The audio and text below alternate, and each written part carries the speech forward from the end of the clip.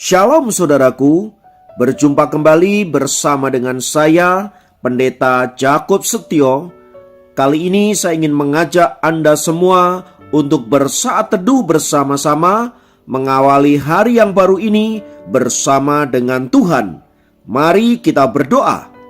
Tuhan, kami rindu mengawali hari ini bersamamu, dan biarlah firman-Mu akan menguatkan kami, meneguhkan kami, sehingga jalan-jalan kami sepanjang hari ini dituntun dan dipimpin oleh Tuhan sendiri.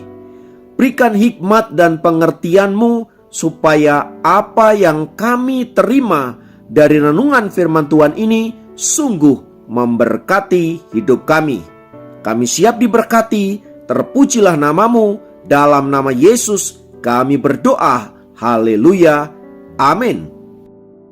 Firman Tuhan kali ini terambil dari Kisah Rasul 12 ayat 21 sampai 23. Dikatakan, dan pada suatu hari yang ditentukan, Herodes mengenakan pakaian kerajaan, lalu duduk di atas tahta dan berpidato kepada mereka. Dan rakyatnya bersorak membalasnya, "Ini suara Allah dan bukan suara manusia." Dan seketika itu juga ia ditampar malaikat Tuhan karena ia tidak memberi hormat kepada Allah. Ia mati dimakan cacing-cacing. Saudaraku, jika ditanyakan kepada kita, bagaimana Anda menggambarkan tentang Allah? Biasanya kita akan mendeskripsikan Tuhan dengan kata-kata seperti Allah hebat, Allah dahsyat, Allah luar biasa, Allah ajaib, dan lain sebagainya. Namun kata-kata itu tidak cukup konkret untuk menjelaskan siapakah Allah yang kita kenal itu. Oleh sebab itu, Alkitab seringkali mendeskripsikan Tuhan dengan sesuatu yang konkret. Misalnya, Allah adalah gunung batuku, Allah adalah perisaiku, Allah adalah kota benteng, tempat perlindunganku. Tuhan adalah tanduk keselamatanku, Ia adalah gembalaku yang baik. Semua itu ingin menggambarkan betapa hebat, betapa luar biasanya Allah yang dimiliki oleh bangsa Israel. Namun dalam Mazmur 24, pemazmur menjelaskan Allah sebagai raja di atas segala raja, di mana seluruh makhluk hidup harus tunduk dan menyembah hanya kepadanya. Dan sebagai penguasa tunggal alam raya ini, maka ia berkuasa untuk melakukan segala sesuatu atas hidup manusia. Ia berkuasa untuk mengangkat, ia berkuasa untuk menurunkan, ia berkuasa untuk menghidupkan, ia juga berkuasa untuk mematikan. Ia berkuasa untuk menghancurkan dan berkuasa untuk memulihkannya kembali. Semua itu ada di dalam kendali Raja di atas segala raja, Allah Yehova Elohim. Itulah sebabnya segala bentuk perlawanan dan pemberontakan manusia pasti akan dihabisi oleh Allah. Sebab siapakah kita yang hendak menyaingi Allah yang Maha Tinggi? Siapakah kita yang mau memberontak kepada Allah? Siapakah kita yang mau protes kepadanya? Sebab Dialah pemilik hidup kita. Mau jadi seperti apakah kita, semua ada di dalam kehendak dan kendalinya. Maka bila ada orang-orang yang berusaha untuk merendahkan dan bahkan menghujat namanya, Ia dengan kuasanya akan menyatakan otoritasnya dan menghukum siapa saja yang melakukan hal ini. Tidak peduli apakah dia orang kecil atau orang besar, tidak peduli apakah dia orang biasa atau orang terkenal. Sebagaimana yang dicatat di dalam Alkitab tersebut di atas, Herodes adalah penguasa yang luar biasa pada zaman Tuhan Yesus. Ia raja kerajaan Yehuda dan tidak ada seorang pun yang bisa menandingi dirinya, sebab memang dia adalah penguasa tunggal pada waktu itu. Ketika di hadapan rakyatnya, dia membuat pidato yang menghina Allah yang Maha Tinggi. Ia merendahkan Allah seolah-olah Allah tidak berkuasa atas hidupnya. Ia bahkan memposisikan dirinya sebagai Allah, sehingga rakyatnya menyerukan bahwa suara Herodes bukanlah suara manusia, melainkan suaranya Allah. Tindakan ini jelas adalah tindakan pemberontakan terhadap Allah, dan ia tidak membiarkan dirinya dipermainkan. Itulah sebabnya saudaraku, di ayat 23 tadi, malaikat Tuhan kemudian menampar dirinya sehingga ia mati tidak berdaya. Semua itu ingin menunjukkan betapa Allah adalah pribadi yang berotoritas dan berkuasa atas hidup kita.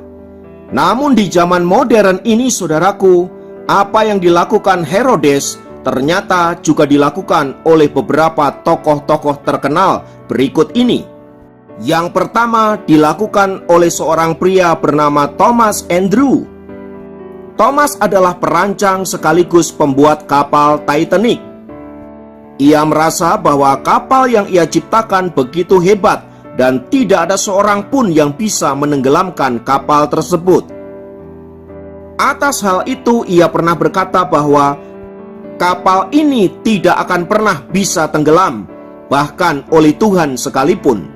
Namun saudaraku, faktanya dalam pelayaran pertamanya, kapal Titanic menabrak gunung es yang pada akhirnya kapal itu mengalami kehancuran. Lebih dari 1.000 orang meninggal di dalamnya. Peristiwa itu ingin menunjukkan bahwa Tuhan membayar lunas atas perkataan Thomas Andrew. Yang kedua adalah artis Marilyn Monroe. Sebagaimana kita ketahui bahwa artis ini hidup dalam gelimang dosa yang mengerikan. Suatu kali seorang pendeta yang bernama Billy Graham mendatangi dia dan menyampaikan firman Tuhan kepadanya agar Marilyn Monroe bertobat dari dosa-dosanya. Tetapi respon Marilyn Monroe justru berkata, "Aku tidak butuh Tuhan Yesusmu, mati sajalah ia." Dan setelah peristiwa itu, tak lama kemudian Marilyn Monroe ditemukan tewas di apartemennya.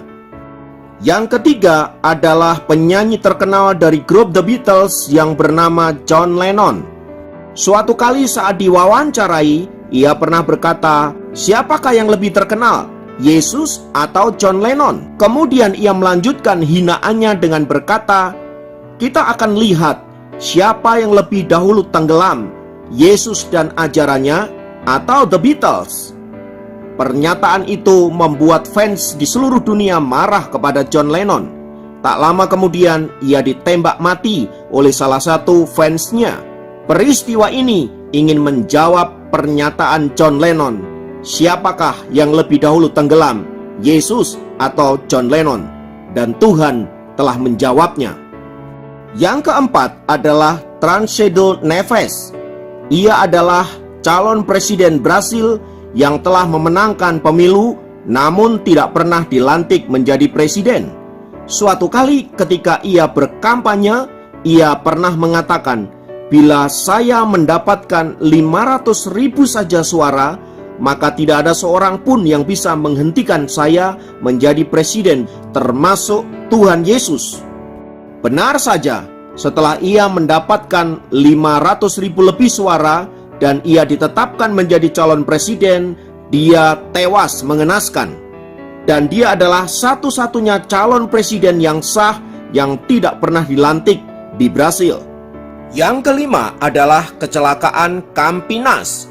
Suatu kali beberapa anak muda hendak melakukan pesta.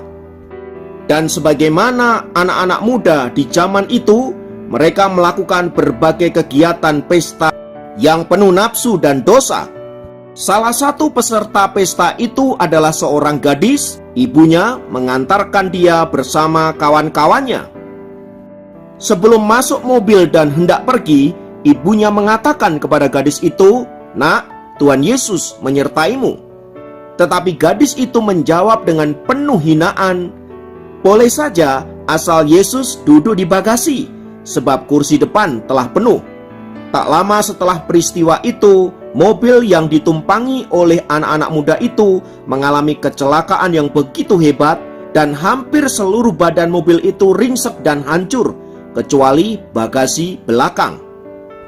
Semua peristiwa yang saya sampaikan di atas ingin menunjukkan bahwa kita tidak boleh main-main dengan Tuhan. Sebab Dia adalah penguasa dalam hidup kita. Ia bisa melakukan apa saja dalam sekejap mata. Seharusnya lah kita menaikkan pujian dan syukur kepadanya, karena kita diselamatkan oleh kuasa darah-Nya, dan kemudian kita bisa melayani Dia dengan hidup kita, bukan sebaliknya, menggunakan keselamatan justru untuk melakukan dosa-dosa. Belajar dari kebenaran firman Tuhan di atas, saudaraku. Mari kita menjadi anak-anak Tuhan yang dengar-dengaran akan suara Tuhan. Mari kita menjadi anak-anak Tuhan yang takut dan gentar akan Dia, sebab Dia adalah Raja yang berkuasa atas hidup kita. Mari jalanilah hidupmu dengan penuh ucapan syukur, dan marilah kita melayani Dia dengan apa yang kita miliki. Dan yang terpenting, jangan sekali-kali kita merendahkan, melecehkan, dan menghina Dia, baik dengan perkataan maupun dengan tindakan kita, sebab Dia berkuasa atas hidupmu, supaya jangan sampai kita mengalami hukuman seperti yang dialami oleh orang-orang tersebut di atas. Kiranya firman Tuhan ini senantiasa meneguhkan dan menguatkan kita. Mari kita berdoa.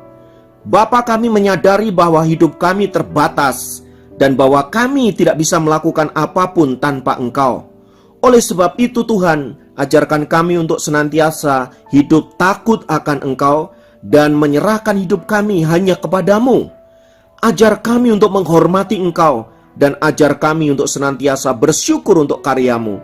Terima kasih Tuhan, kami sungguh menyerahkan hidup kami sepanjang hari ini. Apapun yang kami kerjakan dalam pekerjaan kami, di kantor, di pasar, dimanapun berada, kiranya Tuhan memberkati. Terima kasih, terpujilah nama-Mu. Dalam nama Yesus kami berdoa dan bersyukur kepadamu. Haleluya. Amin. Demikian program Sahabat Jemaat kali ini. Sampai jumpa dalam program Sahabat Jemaat yang lain. Tuhan Yesus memberkati.